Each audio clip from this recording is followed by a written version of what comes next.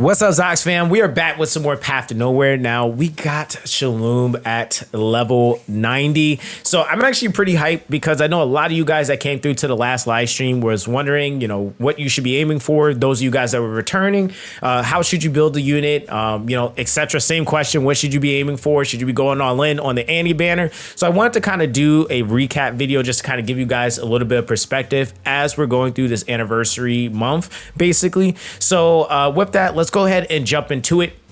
Now, the first thing here is we're going to talk about SHALOM a little bit, right? She's actually very, very broken. You can already see I got her level 90. I'm going to probably go pull for some more shackles for her at some point, but I got her skills at a minimum of level 7.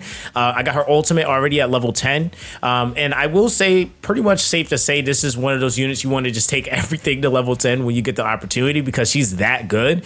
But the biggest thing is that she's going to be one of the strongest damage magic dealers in the game, right? And so with that being said, she's gonna basically make your life easy. I mean, honestly, starting off fresh with her is just gonna make everything super easy, promise you, right? Now, granted, you are already gonna have a lot of other things that's going to make your life easy, but she's just going to help you later down the line when you're thinking of getting, more serious with broken frontline, tie to ashes, things of that nature. She's just gonna be really good at those things, right? Now, the main things that I want to cover here is really going to be exclusive crime brand, shackles, and then of course, the banner. So how you should be looking at that as far as duping the unit, etc. Now, the thing is that if we take a look here, we'll start off with the shackles because I already know people, hey, should I be pulling for more dupes? I will say dupes of this unit is actually very, very effective, but I want to clarify something because I see a lot of in-game players saying like, oh, well, it's no point if you have this unit at this point, then it's like, if you're fresh, don't get caught up in the logistics of certain things because you're not going to have like dupes of units. Like that's primarily for players that are seasoned, you've been playing.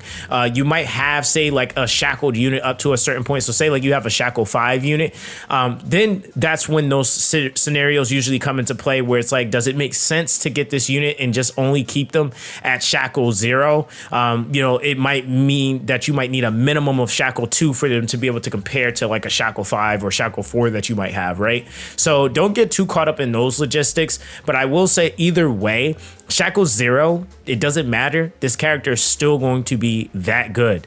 Now, I will say that for most people, they're probably going to be trying to push if you are spending or you really got it like that. It is a limited unit, so pushing for extra shackles isn't necessarily the worst thing.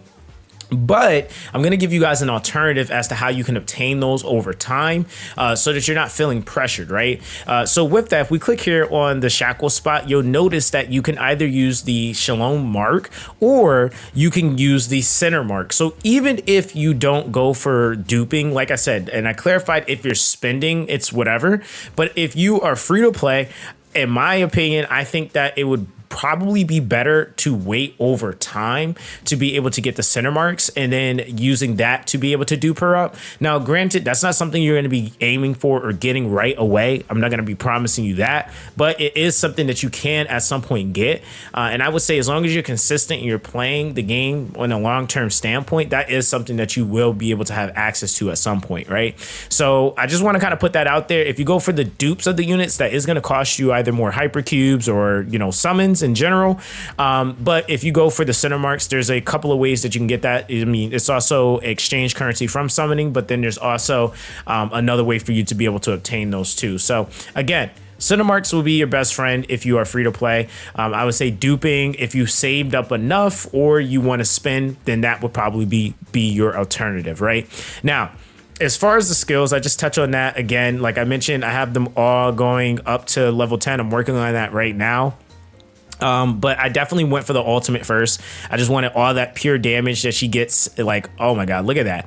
3-hit ultimate with the 1440% on level 10, which is just like massive. So yeah, I decided to do that for her. But again, I'm not gonna sit here and be like none of her other skills matter that much, because they all do. As a newer player though, I would say that it probably would be more beneficial for you to go for like building up her ultimate, then probably doing like her second passive, because she's able to start building up a attack boost there, and then the refracted damage on this, you just kind of increase increase this so that you're actually able to deal more damage when using that. But I definitely would say going for the attack boost and probably going into the normal attack, and then that last passive here would probably be the order.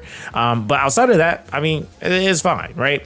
Now with that, the exclusive crime brand, okay, and the crime brands itself. So I know a lot of people are wondering, like, what is the build for this character? How should I be building them? Or her, I should say.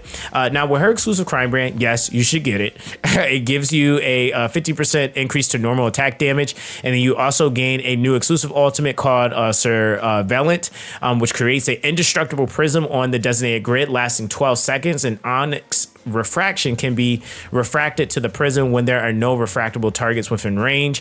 So what this essentially does is it gives you, like, you place it in between where you're going to be placing the ultimate, so it has somewhere for those bouncing back particles to hit, so that you can get those extra damage hits off. So it's kind of like it's just super like efficient with how her kit is. Now as far as sets I would recommend, okay, if you are in in-game and you have the accessibility to these specific sets, Solo Dance, this is a Tide of Ashes crime brand set. So when no enemies are present within a 3x3 square, normal attack damage increases by 25%. Otherwise, ultimate damage increases by 25%, right? So very lucrative either way. You know, so that one works extremely well. The other one I actually have equipped to my Irene that I also would recommend. Oh, let's go here. And it's going to be the Embrace of the Dead, okay? So damage dealt to enemies in a breaking state is increased by 40%. Dude, her with this on is gonna clap. So I'm not even gonna lie, this is probably one of the ones that you want to use when you're doing, like, say Broken Frontline, for example. If you're trying to do Broken Frontline, I would actually recommend Embrace of the Dead over the Solo Dance, just because that 40% is gonna easily trump 25%, you know, just on ultimate damage, because you're gonna be doing the damage during a break state. So it kind of makes sense to do that and get that extra scaling. And that's actually what makes I would say Irene so broken. You know, you add that to her. Now again, SHALOM is also going to be that magic damage replacement, so she can also use that, right? And then keep in mind, her Mania intensifies. She does more damage to units that are in a core broken state. So it's a lot that kind of goes into that. Now the very last alternative, and this is if you are free to play, and it's, let's see, it's going to be a blue.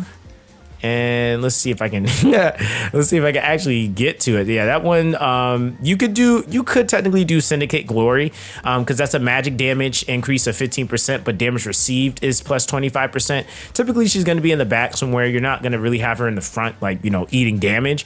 That's just kind of not the goal.